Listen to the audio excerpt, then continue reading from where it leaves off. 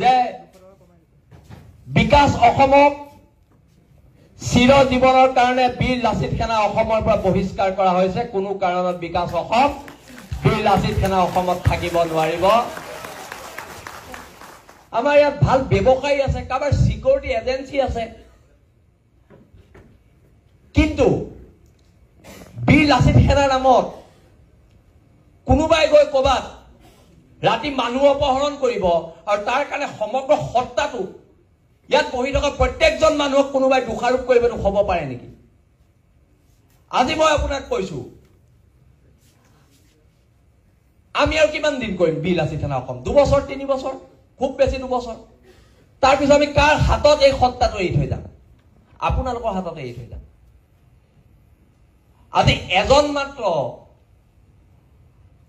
এইকেইদিন হৰ গগৈ, মই, প্ৰাণজিৎ, আমি সকলো ইয়াত আছো। গুৱাহাটীৰ জিলা সমিতিৰ প্ৰত্যেকটো কথাতে কমপ্লেইন।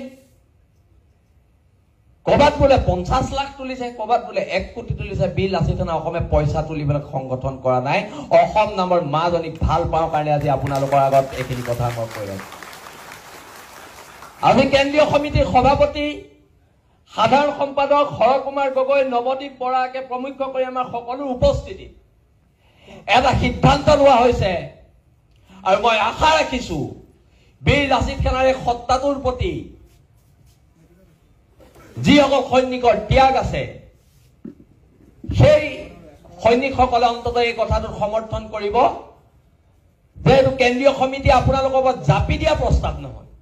আমি প্ৰস্তাৱ দিম, যদি আপোনালোকৰ সমৰ্থন আছে আপোনালোকে থিয় হৈ এটা হাত চাপৰি যদি বজায় আমি প্ৰস্তাৱটো সমৰ্থন কৰিম যে বিকাশ অসমক চিৰ জীৱনৰ কাৰণে বীৰ লাচিত সেনা অসমৰ পৰা বহিষ্কাৰ কৰা হৈছে। কোনো কাৰণত বিকাশ অসম বীৰ লাচিত সেনা অসমত থাকিব নোৱাৰিব।